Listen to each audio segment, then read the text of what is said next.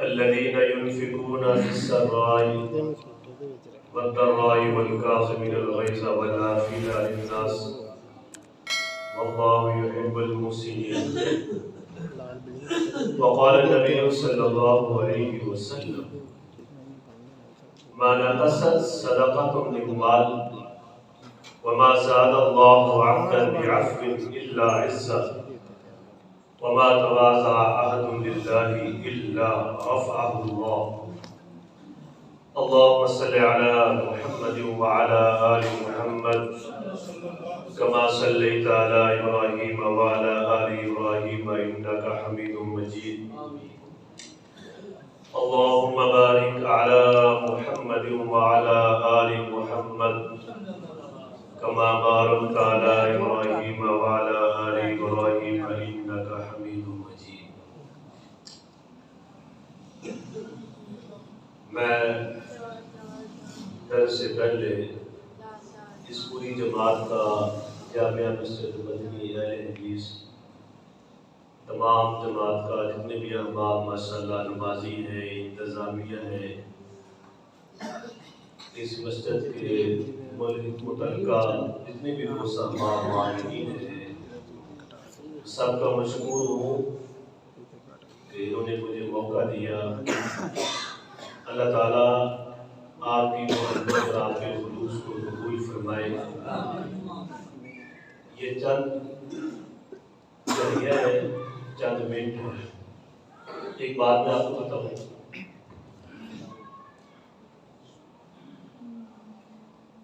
جسے محبت ہوتی ہے نا،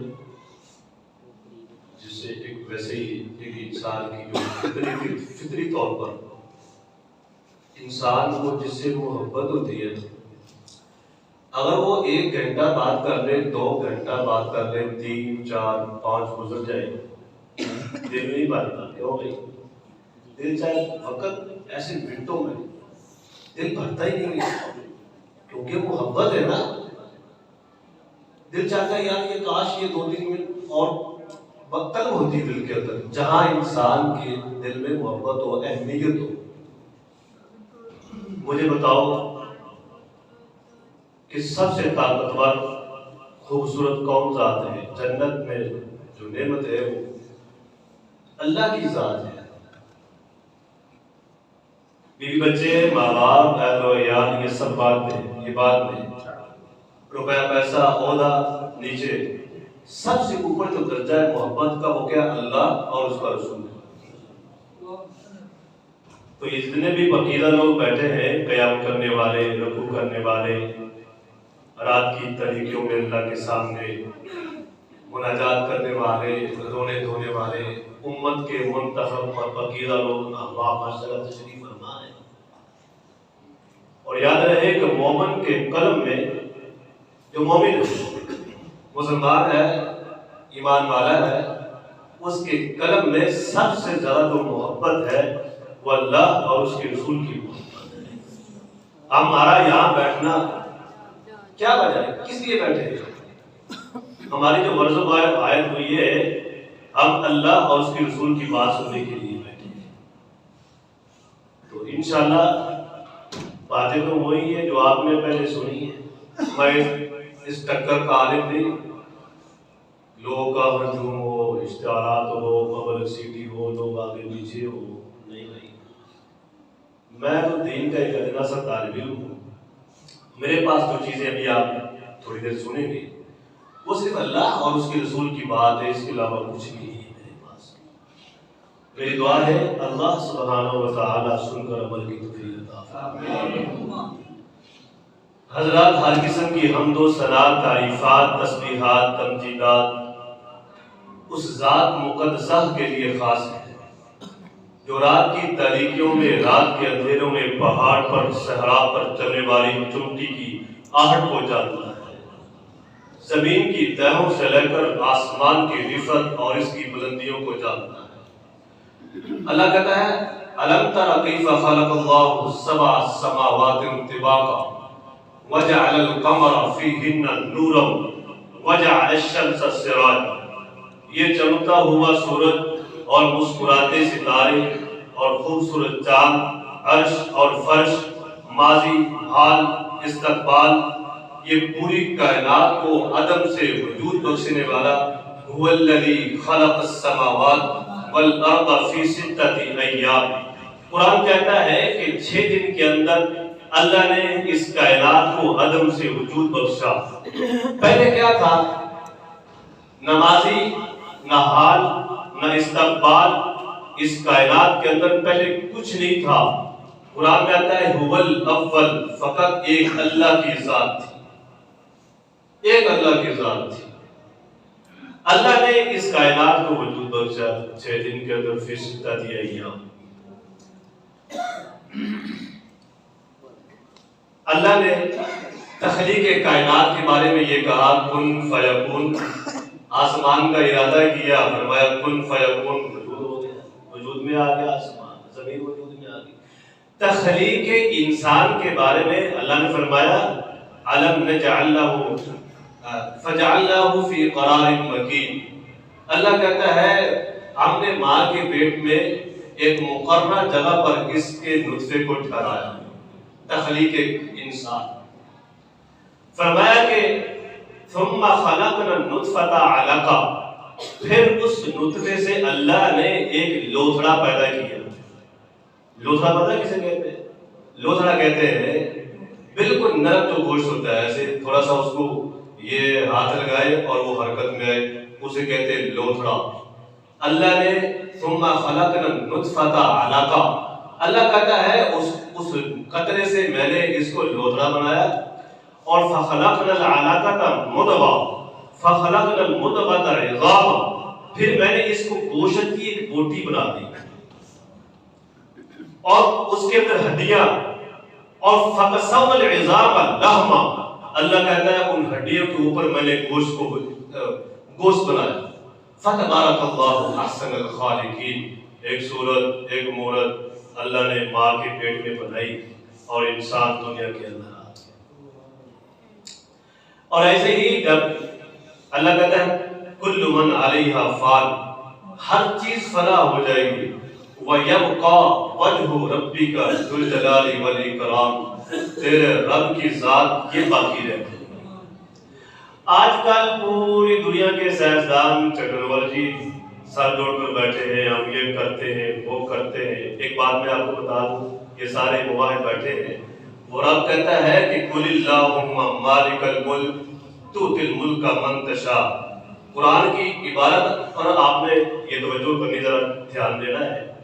قرآن نے یہ کہا ہے قُلِ اللَّهُمَّ مَالِكَ الْمُلْكِ، کہ اللہ تو بادشاہوں کا بادشاہ ہے۔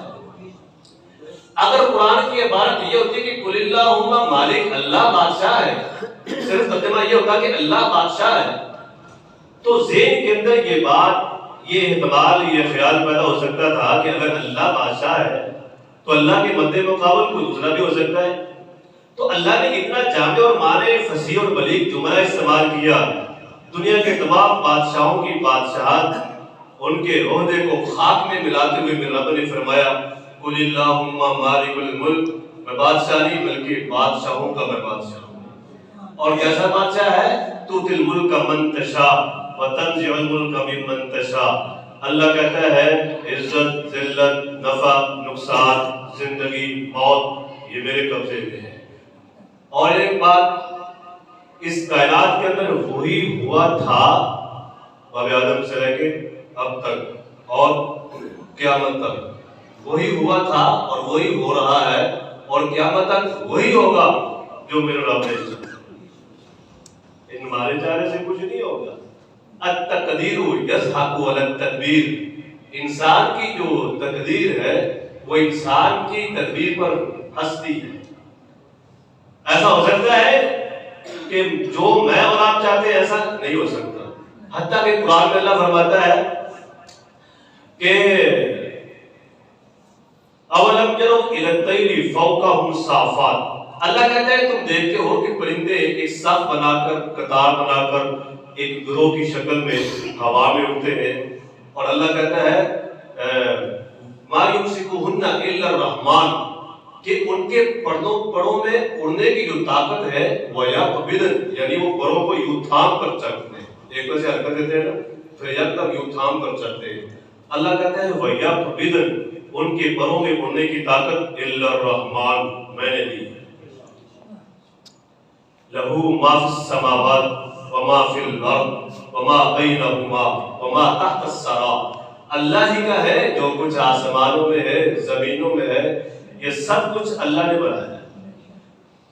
اور ایسے ہی السماء انفطرت آسمان پھٹ جاویں گے وَإِذَا النُّجُومُ انْكَدَرَتْ ستارے ختم اذا زلزلت الارض زلزالها زمین بھی ہلا دی جائے گی واخرجت الارض اسفارها خزانے بھی باہر آ جائیں گے اور پہاڑ بھی روئی کی طرح اڑیں گے. کل من علیہا فان اللہ کہتا ہے ہر چیز پر ختم ویبقى وجه ربک ذو الجلال والاکرام تیرے رب کی ذات باقی رہ جائے گی. اور سورہ آل عمران میں اللہ فرماتا ہے کہ زُيِّنَ لِلنَّاسِ حُبُّ الشَّهَوَاتِ مِنَ النِّسَاءِ والبنين والقناطر المقنطرة من الذهب والفضة والخيل المسومة والأنعام والحرث. اللہ کہتا ہے کہ اس دنیا کو میں نے خواہشات لذات کے ساتھ مزین کر دیا سنوار دیا. عورتوں کے ساتھ سونا چاندی زیورات مور لگے ہوئے گھوڑے. یہ دنیا کی چمک اور دنیا کی روشنیاں بیان کرنے کے بعد میرے رب نے فرمایا ذالک متاع الحیات الدنیا یہ دنیا کا متاع ہے یہ دنیا کا ساز و سامان ہے. واللہ عندہ حسن المآب میرا رب کہتا ہے میرے پاس جو چیزیں جو نعمتیں میں نے تیرے لیے رکھی ہیں وہ اس دنیا کی نعمتوں سے کہیں اعلیٰ کہیں ارفع کہیں اچھی ہے. واللہ عندہ حسن المآب اللہ کہتا ہے میرے پاس جو نعمتیں ہیں نا اس دنیا کی نعمتوں سے بڑھ کر. ہمارا کیا حال ہے؟ ہم بدلے گئے ہم کہتے ہیں سفید بارے دے آ گئے یعنی کی بنایا اولاد ملتی کرتی تکے کرتی کرتی کرائے تے رہتا ہے فارغ. اور اس آدمی کا سلام کا جواب دینا ہم پسند نہیں کرتے بات کرے تو توجہ نہیں کرتے. ہمارا یہ حال ہے. ایک بات بتا دو ایک وقت کا کھانا ہے دوسرے کا پتہ نہیں پھٹے ہوئے کپڑے کاروبار نہیں دنیاوی اعتبار سے وہ کیڑا مکوڑا ہے اور اس کی حیثیت ایسی ہے راستے میں پڑا ہوا دن کا جو ہوا کے جھونکے سے اس کی کوئی منزل نہیں لیکن اس کی زندگی میں اللہ اور اس کے رسول کے طریقے موجود ہیں. وہ اپنی آخرت کو سامنے رکھ کر زندگی گزار رہا ہے. دنیا میں اس کی کوئی اہمیت نہیں کوئی وقت نہیں لیکن اس کی زندگی میں اللہ اور اس کے رسول کے طریقے 100% ہے. وہ نماز نہیں چھوڑتا وہ تلاوت نہیں چھوڑتا وہ رب کے سامنے جھکنا نہیں چھوڑتا جھوٹ نہیں بولتا بددیانت نہیں بد اخلاق نہیں بد عقیدہ نہیں حلال کھاتا ہے لیکن پیاز کے ساتھ کھاتا ہے بھلے وہ پانی کے ساتھ کھانا کھاتا ہو. یہ دنیا کا خوش قسمت انسان. میں اپنی بات کرتا ہوں مجھے آپ کا تو نہیں پتا میں اپنی خدا کی قسم پر ایسے میں قسم نہیں اٹھاتا میں قسم چک دیں میری جو اپنی کیفیت ہے یہ جو قرآن میں کہا فَأَمَّا الْإِنسَانُ إِذَا مَا ابْتَلَاهُ رَبُّهُ فَأَكْرَمَهُ وَنَعَمَهُ فَيَقُولُ رَبِّي أَكْرَمَنِ. الحمدللہ چل کوئی پریشانی کو لیکن 60 سال زندگی گزر گئے کبھی یہ مسجد نہیں آیا. علاقے میں نام ہے روب ہے دبدبا ہے لوگ ڈرتے ہیں لیکن 60 سال گزر گئے یہ آدمی کبھی مسجد میں نہیں آیا اور بات کریں تو وہ کہتا ہے الحمدللہ یہ کوئی شاید تھوڑی تھوڑی خدا کی قسم مسجد بیٹھا ہوں مجھے ترس آتا ہے اس کی حالت. جیسے ہم کسی فقیر کو دیکھیں نا بالکل ہی انسان کہتا ہے یار ایسی حالت میں کہ مجھے بڑا ہی ترس آ رہا ہے. میں اپنی گل کرنا کہ علاقے کے اندر نام ہے لوگ ڈرتے ہیں لیکن یقین کرو مجھے ترس آتا بیچارہ 60 سال گزر گئے مسجد نہیں آیا ترس آتا. ہماری دنیا میں اللہ نے جو رزق لکھا ہے وہی ملنا ہے میرے بھائی. اس لیے ہم اپنی آخرت کو سامنے رکھ کر اپنی زندگی گزارے. اکثر ہم یہ بیٹھے ہیں لوگ وظیفہ پوچھتے ہیں پریشانی ہے قرآن پڑھنا سارا کچھ کرنا لیکن نہ ہیرا پھیری بھی کی جاتی ہے سکون زندگی کو نہیں کا. میں ایک بات بتا دوں آپ کو، ابھی جب یہ درس ختم ہوگا آپ گھروں میں جائیں گے، صرف گھڑی کے 5 منٹ تنہائی میں بیٹھ کے، یکسوئی میں بیٹھ کے، اور اپنے دل کو اللہ کی طرف متوجہ کر کے یہ فیصلہ کرنا ہے، سوچنا نہیں ہے.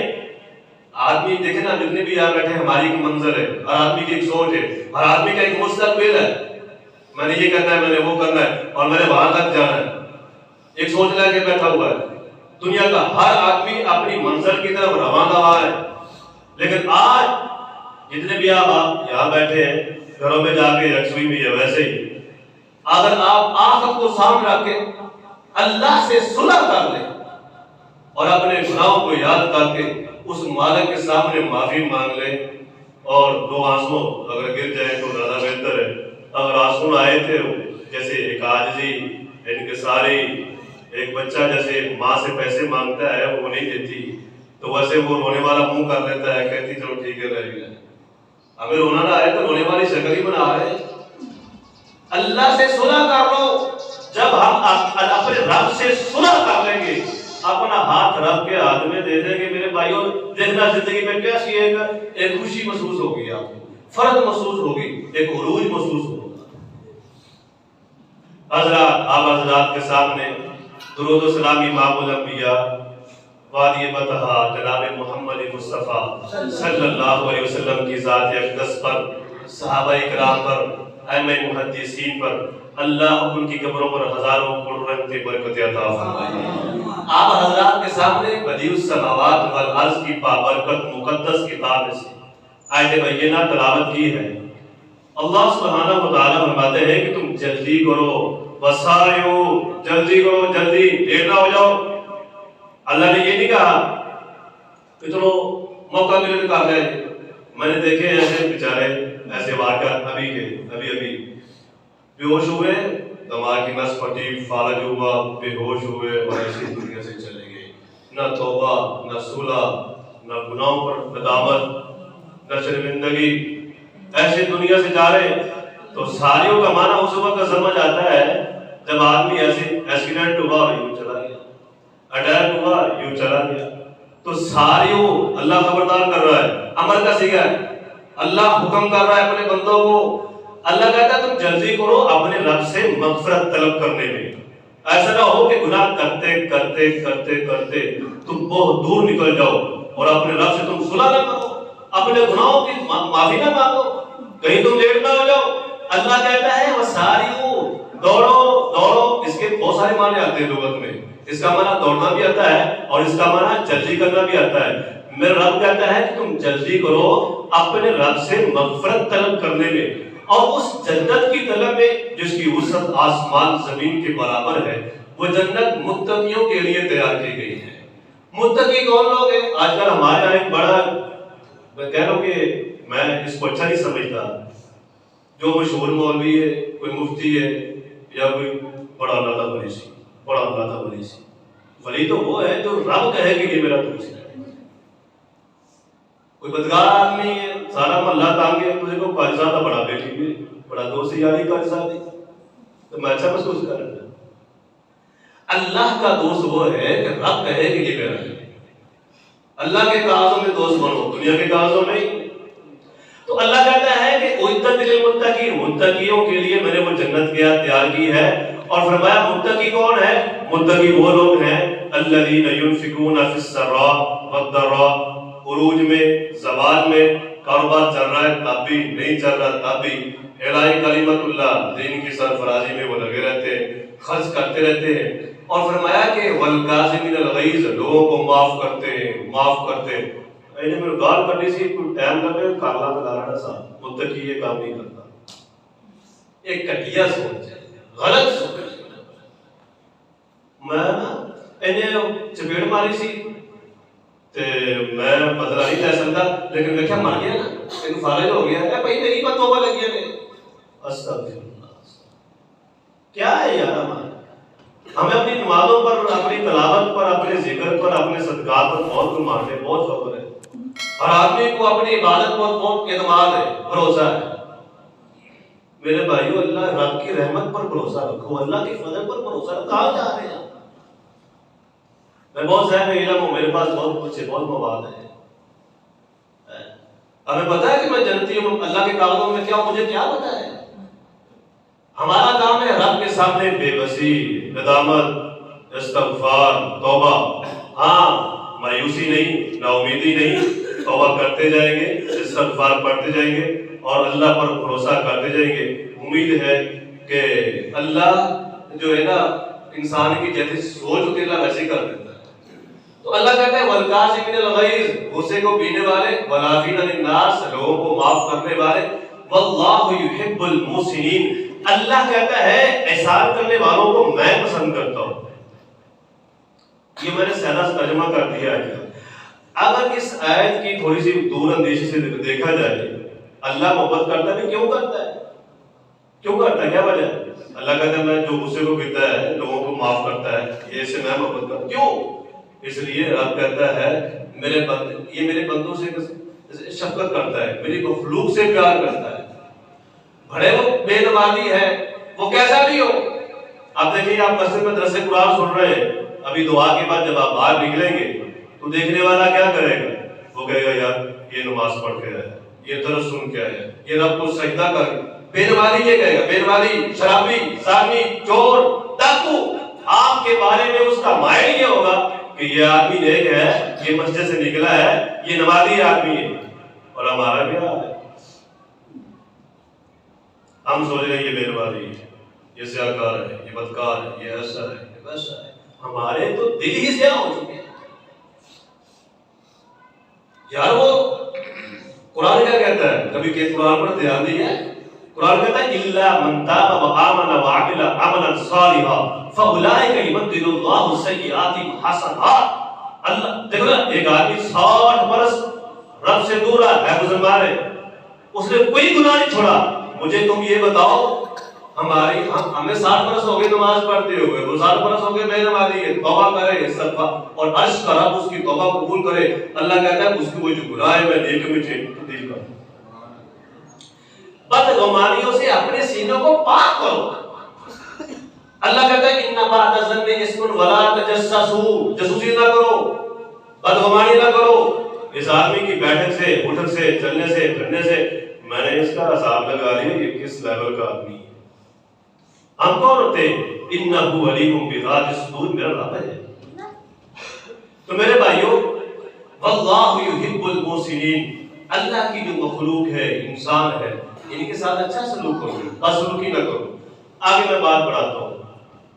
ابھی درس شروع ہوا ہے، ابھی تو میں نے یہ تمیزی بات ایسے کر رہا تھا، درس ابھی شروع ہوا ہے. حضرات اس آیت کی تفسیر ابن مفسرین نے یہ لکھا ہے، ایک صحابی ہے، یا رسول اللہ صلی اللہ علیہ وسلم مجھے کوئی نصیحت کر دیجیے. اللہ سمنا، یا رسول اللہ مجھے کوئی نصیحت کر دیجیے. آقا فرماتے لا تغضب، لا تغضب، غصہ مت کر، غصہ مت کر. حدیث میں آتا ہے کہ اس صاحب نے متعدد دفعہ اس بات کو دہرایا.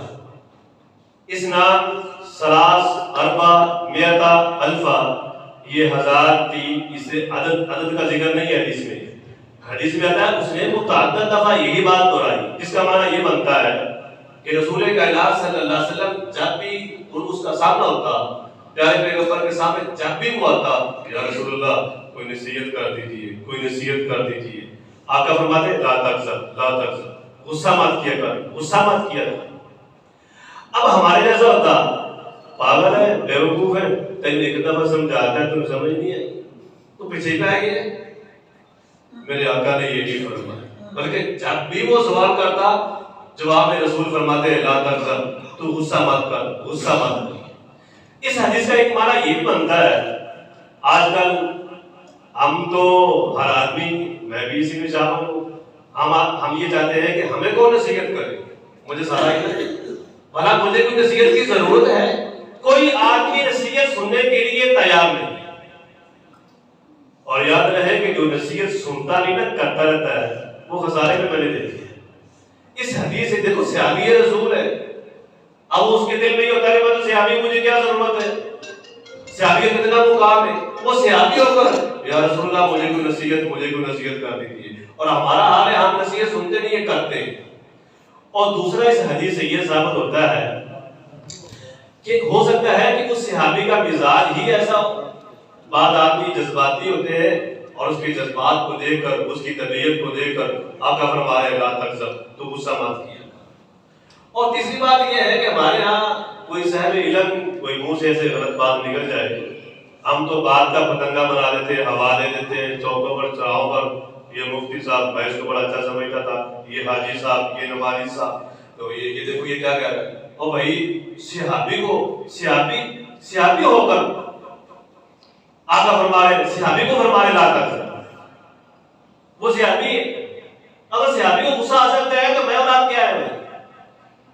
اور دوسری بات یہ ہے اس حدیث کا جو عام مطلب ایک یہ بھی بنتا ہے، بچے یتیم، عورتیں بیوہ، حویلیاں سنسان، گھر اجڑ گئے، زندگی ویران، قتل کیوں کیا؟ غصہ ہے۔ طلاق کیوں دی؟ غصہ ہے۔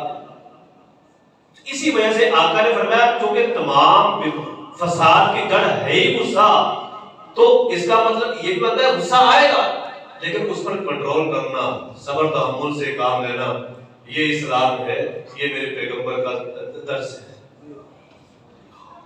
دوسری حدیث میں یہ آتا ہے قیل یا رسول اللہ صلی اللہ علیہ وسلم، عرض کیا گیا یا رسول اللہ صلی اللہ علیہ وسلم، یا فلان فلاں ایک عورت ہے تقوم اللیل و تصوم النہار، دن کو روزہ، رات کو تہجد، صدقہ زکات دینے والی، و تفعل بشیء، اور بھی چھوٹے موٹے نیکی کے کام کرتی ہے لیکن اس کا اخلاق اچھا نہیں، اس کا برتاؤ اچھا نہیں، اس کا پروسیس سے تنگ ہے، یہ جنتی ہے یا جہنمی ہے؟ میرے آقا نے فرمایا یہ اہل النار، یہ جہنمی ہے۔ محض عبادت 100 سال کے سجدے تم رب کے دربار میں لے جاؤ، تہجد لے جاؤ، صدقے لے جاؤ، زکات لے جاؤ، میرے بھائیوں اگر بد اخلاق ہے تو سیدھا جہنم میں جاؤ۔ ایک آدمی کا عقیدہ ٹھیک ہے اور عبادات بھی کرتا ہے، روٹی حلال کی کھاتا ہے، لیکن یہ بد اخلاق ہے، اس کا برا اخلاق اس کو جہنم میں لے گا۔ اور دوسرا یہ ہے کہ ہمارے ہاں اخلاق کیا ہے؟ ہمارا اخلاق کیا؟ وہ یہ ہے کہ اگر مجھے کوئی قاری صاحب جی صاحب کہتا ہے، میں کہتا ہوں یہ بہت اچھا آدمی ہے، یہ اخلاق نہیں ہے، یہ اخلاق نہیں ہے۔ برابری سرابری، جی کو جی، عزت کو عزت، یہ اخلاق نہیں ہے۔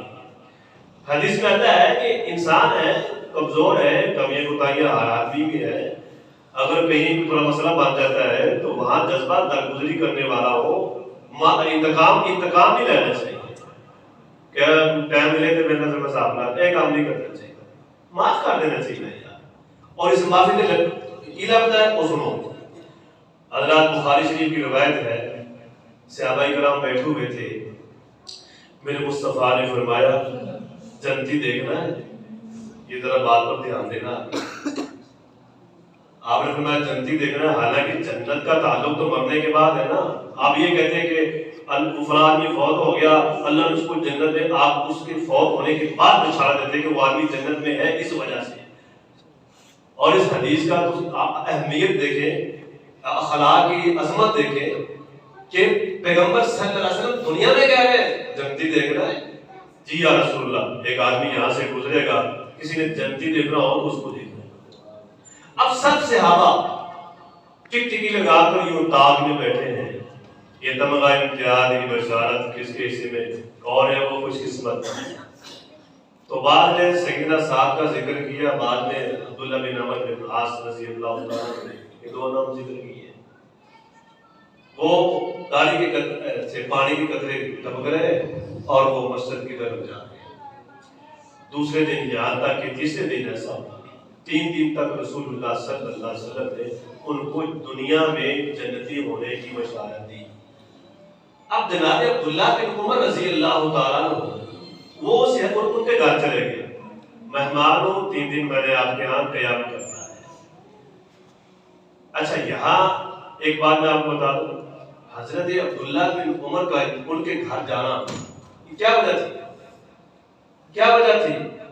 کیونکہ عبداللہ بن عمر کو پتا تھا کہ جس عمل کی وجہ سے دنیا میں اس کو جنت کی بشارت مل رہی ہے، اگر وہی عمل میں کروں گا تو اللہ تعالیٰ مجھے بھی جنتی کرا دے۔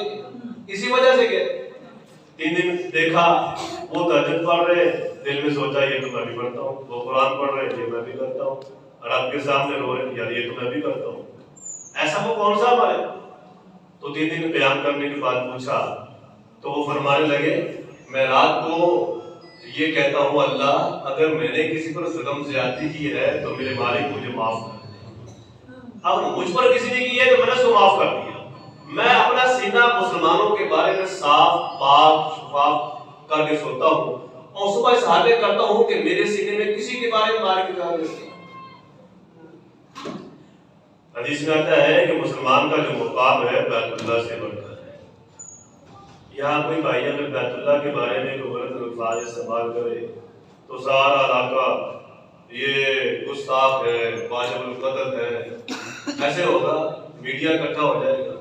حضرات میرے مصطفیٰ نے فرمایا بیت اللہ لوگ دور دراز سے تیری زیارت کے لیے آتے ہیں، طواف کرتے ہیں، ان کے سینوں میں تیرا تقدس احترام ہے، ایک مسلمان کا مقام تجھ سے زیادہ ہے۔ کیا کر رہے ہیں مسلمان کو ایسے فضول چیز ہے؟ مقام مسلم بہت بڑی بات ہے۔ ایک صحابی ہے یا رسول اللہ میں اپنے رشتہ داروں کے ساتھ حسن سلوک کرتا ہوں، وہ بدسلوکی کرتے ہیں، میں صبر تحمل سے کام لیتا ہوں، وہ جہالت پر اتر آتے ہیں، میں خندہ پیشانی سے ملتا ہوں، وہ دروشوری سے پیش آتے ہیں۔ اب صحابی کا یہ ذہن تھا، ہم بڑے فخر سے یہ کہتے بھائی 20 سال ہو گئے، 60 سال ہو گئے، پتہ ہی کوئی ہے میرا سکا چاچا یہ ہے کہ سب پتہ ہی نہیں، مگر گیا ہی نہیں، سانو کی ضرورت ہے کسی کو جاننے۔ اسی اسلام میں ایک گل دساں، اسی اسلام پتہ کیوں سمجھ رہے ہیں؟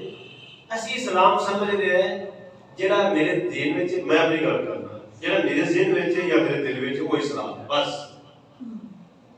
اسلام وہ ہے، فرمایا کہ فردوہ الی اللہ و رسول، اسلام وہ ہے واطیع اللہ واطیع رسول، اسلام وہ ہے وَمَن يُشَاقِقِ الرَّسُولَ مِن بَعْدِ مَا تَبَيَّنَ لَهُ الْهُدىٰ، اسلام یہ ہے، نبی کی تعلیمات اسلام۔ تو میرے بھائیوں یا رسول اللہ وہ جہالت پر اتر آتے ہیں۔ اب صحابی کا یہ ذہن تھا کہ رسول کائنات فرمائیں گے کہ تو کیا لینے جاتا ہے، بس ٹھیک ہے وہ اپنے گھر تو اپنے گھر، آپ نے یہ نہیں فرمایا۔ آپ نے فرمایا اگر معاملہ ایسے ہی ہے جیسے تو بیان کر رہا ہے تو پھر اللہ کی مدد تیرے ساتھ ہے اور تو ان کے چہروں پر خاک بن رہا۔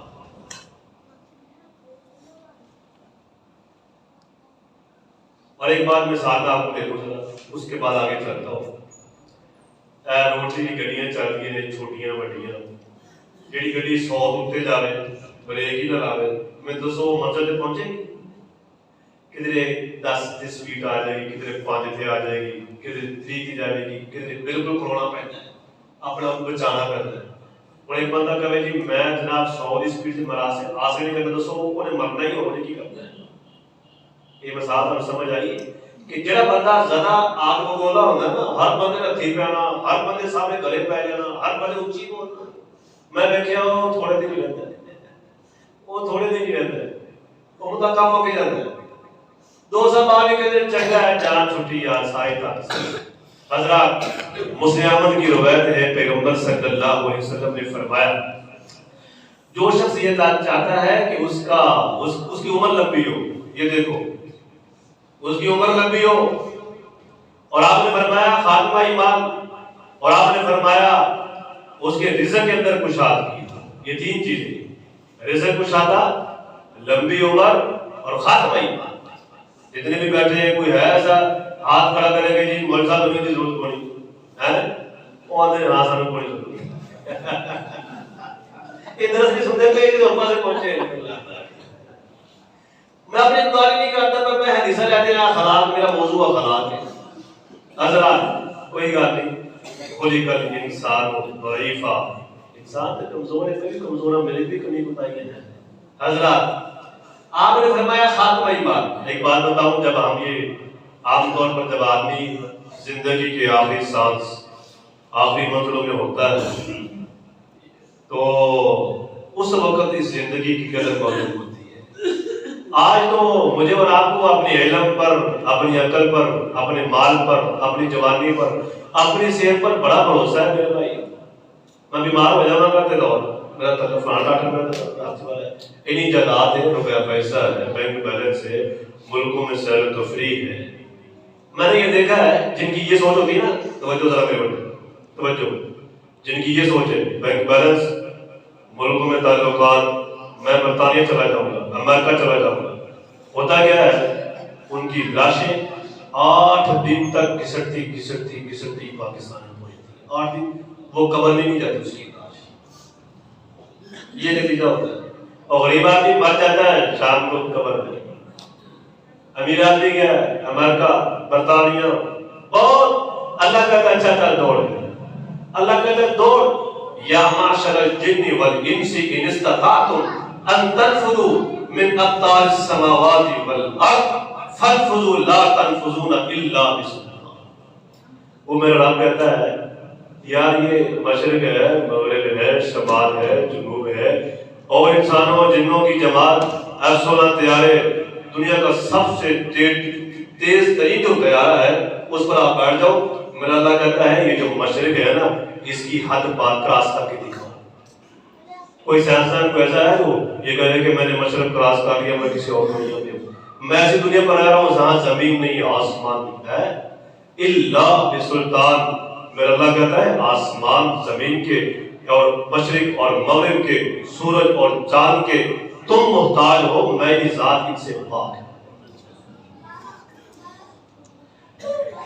ڈاکٹر کہتا ہے گوشت نہیں کھانا، بڑا گوشت چھوٹا گوشت سب بند، روٹی بند، نرم غذا. اور جب ڈاکٹر دیتا ہے یہ آج کل کا مہمان ہے، پھر وہ کہتا ہے یار یہ جو مانگتا ہے اس کو دے دو اس کو.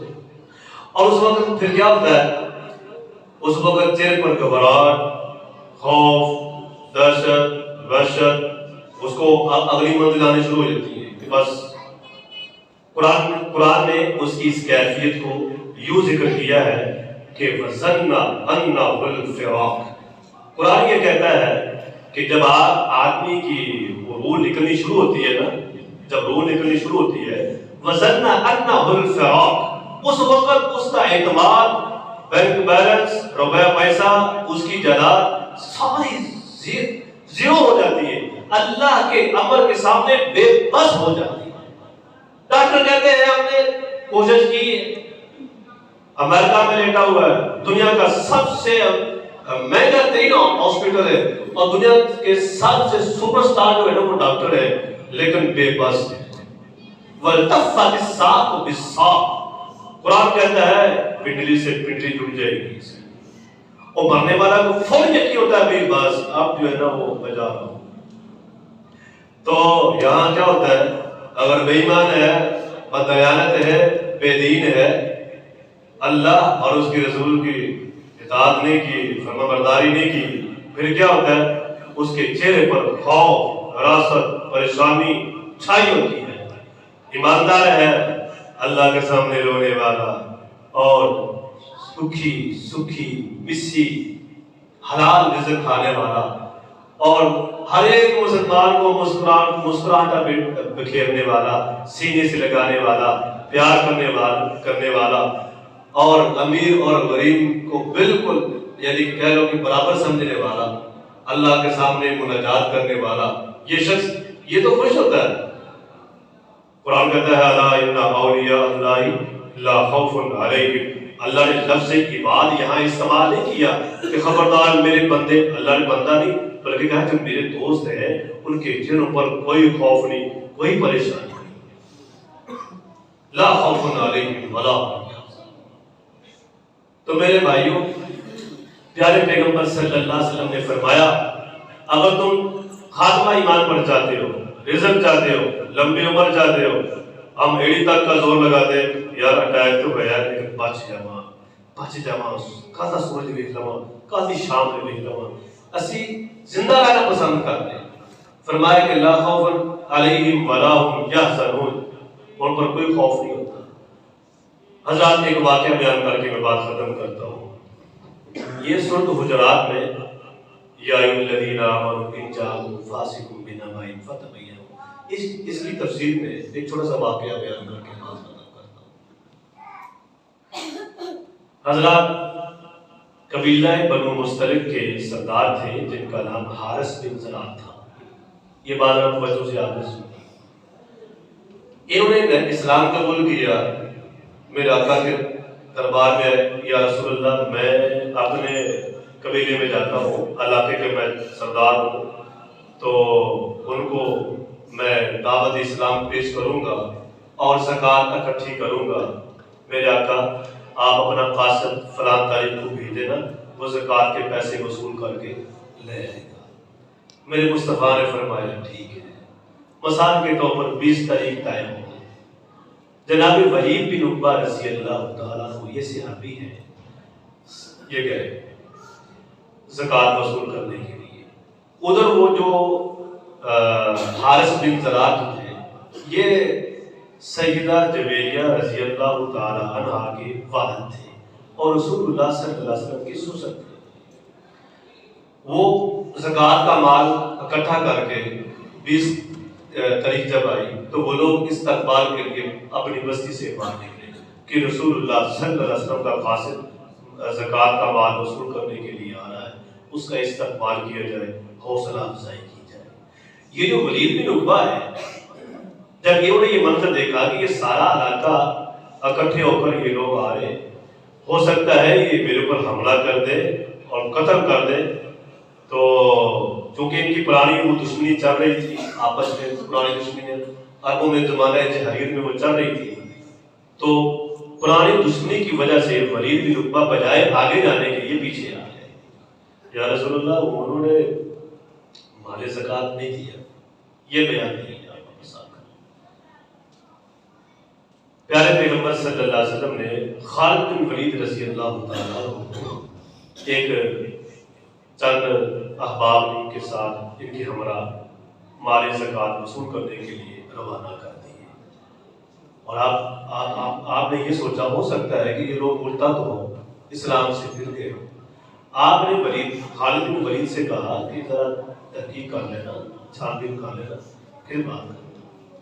خالد بن ولید رضی اللہ تعالیٰ عنہ گئے تو آپ نے رات کی تاریکی میں دو ساتھیوں کو بھیجا کہ جاؤ پتہ کرو اذانیں ہو رہی ہیں, نمازیں پڑھ رہے ہیں, یہ مسلمان ہیں, تو فجر کی اذانیں ہو رہی ہیں, نمازیں ہو رہی ہیں, سب کچھ ہو رہا ہے.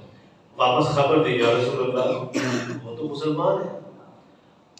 آپ نے خالد بن ولید رضی اللہ تعالیٰ عنہ کی قیادت میں وہ دستہ, بعض مفسرین نے یہ لکھا ہے کہ جب دونوں طرف سے آمنا سامنا ہوا, کیونکہ بیان یہ جاری ہو چکے تھے کہ وہ زکوٰۃ نہیں دیتے, اب تھوڑا سا اشارہ ہوتا تو خون بہہ جاتا, مسلمانوں کی لاشیں بکھر جاتی, دھڑ ادھر سار ادھر, عورتیں بیوہ, گھر اجڑ جاتے, بچے یتیم ہو جاتے ایک اشارے پر. لیکن جب خالد بن ولید نے کہا یار تم نے زکوٰۃ نہیں, آپ وہ کہنے لگے ہم تو اس انتظار میں تھے کہ رسول اللہ صلی اللہ علیہ وسلم کا قاصد آئے اور زکوٰۃ کا مال وصول کر لیں, وہ آیا نہیں. جب پیارے پیغمبر صلی اللہ علیہ وسلم کے پاس یہ خبر پہنچی تو آپ نے ولید بن عقبہ کو پوچھا, ہاں بھائی آپ تو کہہ رہے تھے وہ زکوٰۃ نہیں دیتے, تو وہ تو آپ کہہ رہے ہم انتظار میں تھے. تو انہوں نے بیان کیا یا رسول اللہ میں خوف کی وجہ سے میں نے یہ کیا. تو بہرحال ادھر ادھر کئی دوستوں کو عادت ہوتی ہے, عادت ہوتے وہ اچھے ہی ہیں, نمازی ہوتے ہیں, تلاوت کرنے والے, دل کے برے نہیں ہوتے وہ, یہ بھی بات ہوتا ہے. یہ ہمارا ایک ذاتی خیال ہے کہ یار یہ نماز بھی پڑھتا ہے شرارتا نہیں, بس ان کا کچھ ہے, عادت پڑ جاتی ہے, ان کی عادت ہوتی ہے ادھر ادھر کی باتیں کرنا اور مسلمانوں کو آپس میں لڑانا, اور چوری کرنے والا بھی مسلمان, لڑنے والا بھی مسلمان. یا مدینہ کی تاریخ پڑھے, مدینہ میں جب رسول پر کائنات صلی اللہ علیہ وسلم ہجرت کر کے آئے تھے تو مدینے کے جو یہود تھے وہ مسلمانوں کو ایسے لڑاتے تھے اور ایک شہر میں بیٹھ کر تماشا دیکھتے تھے. تو میرے بھائیوں کوئی بھی معاملہ ہو جائے, کوئی مسئلہ ہو جائے تو آپس میں تحقیق کر لیا, تصدیق کر لیا کریں کہ یار واقعی یہ مسئلہ ہے یا نہیں. اپنی طرف سے جو ہے نا وہ بدگمانیاں, جاسوسیاں, ان بعد الظن اسم ولا تجسسوا, اللہ کہتا ہے تم بدگمانی نہ کرو, میرے بندے کے بارے میں تجسس, اپنے سینے کو پاک کرو. تو میرے بھائیوں چلو آخری حدیث سنا کے پھر تھوڑی سی دعا کر لیں بیماروں کے لیے. ایک حدیث آتی ہے کہ نبی صلی اللہ علیہ وسلم نے فرمایا قیامت کے دن اللہ 3 آدمیوں سے بڑا سخت ناراض ہوگا. 3 آدمی. کون کون سے؟ صحابہ نے عرض کیا یا رسول اللہ 3 آدمی کون؟ میرے مصطفیٰ نے فرمایا ایک وہ بندہ جو جھوٹ بول کے مال فروخت کرتا ہے، اور دوسرا وہ جو شروعات ٹخنوں سے نیچے، اور تیسرا وہ جو احسان کر کے احسان کرتا ہے. ایک شاعر کہتا ہے کہ جراحت السنانی لہل طیاب ولا یلتاب ما جرح اللسان. وہ کہتا ہے تیر اور تلوار کا پھٹ مرہم لگانے سے یہ تو ٹھیک ہو جاتا ہے، لیکن زبان کا جو زخم ہے اس کی کوئی مرہم نہیں، اس کی کوئی پٹی نہیں، زندگی بھر بیچارہ درد محسوس کرتا ہے. اللہ تعالیٰ عمل کی توفیق عطا فرمائے. پھر تواڈے جو کوئی لڑیا تے یار باہر جا کے بلکہ اتھی سلام کو